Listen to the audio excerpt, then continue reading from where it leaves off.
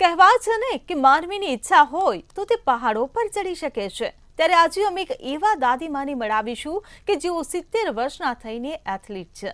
શકુંતલાબેનના રૂટીનની વાત કરીએ તો તેઓ પોતાના ફિટનેસ ક્લાસીસ ધરાવે છે અને તેમના ક્લાસીસમાં અનેક મહિલાઓ આવે છે જેઓને તેઓ ફિટનેસ અંગેની ટ્રેનિંગ આપે છે, જેમાં power yoga, aerobics, ઝુમ્બા dance, running, stretching, floor exercise, wall exercise જેવી અલગ અલગ પ્રકારની વર્કઆઉટ છે।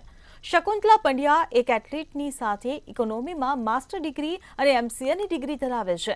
શકુંતલાબેનને અત્યાર સુધી 33 જેટલા ગોલ્ડ, સિલ્વર અને બ્રોન્ઝ મેડલ મળ્યા છે। સૌથી વધારે તેમને રનિંગમાં મેડલ મળ્યા છે। સ્ટેટ, ઇન્ટરનેશનલ અને નેશનલ લેવલ સુધીમાં મેડલ તેમને પ્રાપ્ત કર્યા છે।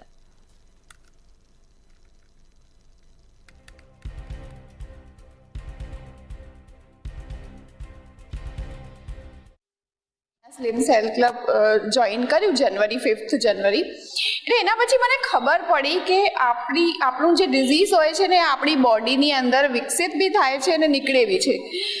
મેમ મને બહુ સપોર્ટ કરે છે, ડાઇટ માટે બી એ બહુ કરે છે અને એન્કરેજ એટલું બધું કરે છે જેનાથી અમને આમ ખબર પડે છે કે અમારું જીવન હજુ ગયું નથી। બહુ જ ચેન્જીસ આવે છે। હું 2 વર્ષથી અહીંયા આવું છું અને 72 મારું વેટ હતું, એમાંથી મારું અત્યારે 60 થયું છે અરાઉન્ડ।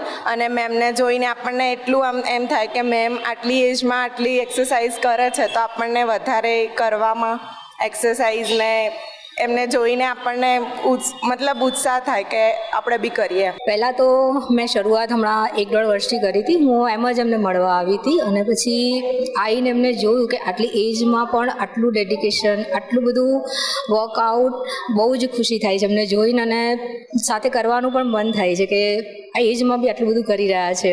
હાલ સોશિયલ મીડિયાના જમાનામાં યુવાનો છે તે સૌથી વધારે એડિક્ટેડ હોય છે તો એક મોબાઈલ અને બીજું junk food.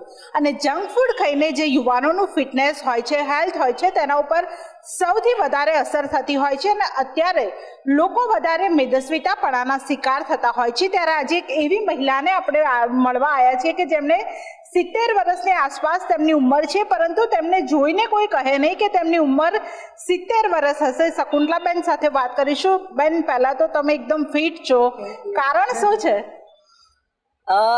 The main is કે મારું બાળપણ ગામડાની હું અને મારું જે જીવન હતું એ થોડું હાર્ડશીપવાળું હતું।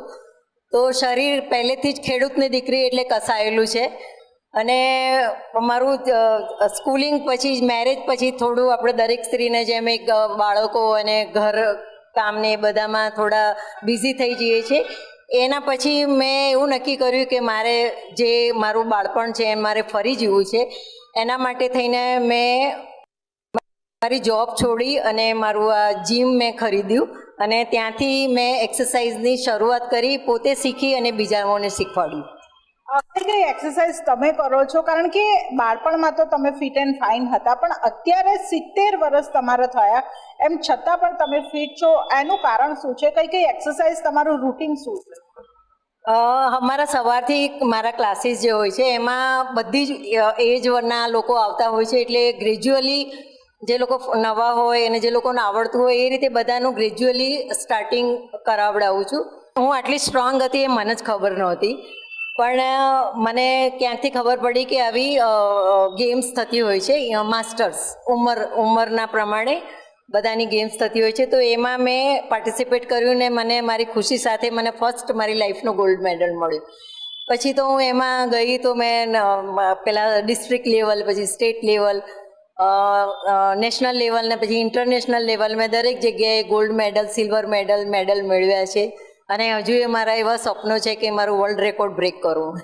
કઈ કઈ રમત રમો છો તમે? હું પહેલાં બધા થ્રો, જેમ કે ડિસ્કસ થ્રો, જેવેલિયન થ્રો બધું રમતી હતી, પણ મને ખબર નથી કે મારે શું સિલેક્ટ કરવું।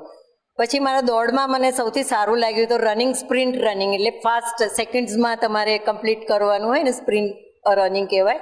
એમાં મેં પાર્ટિસિપેટ કર્યું તો મારું બોડી એના માટે બરાબર ફિટ હતું, તો હવે હું ખાલી રનિંગ જ કરું છું। ઓકે, થેન્ક યુ બેન।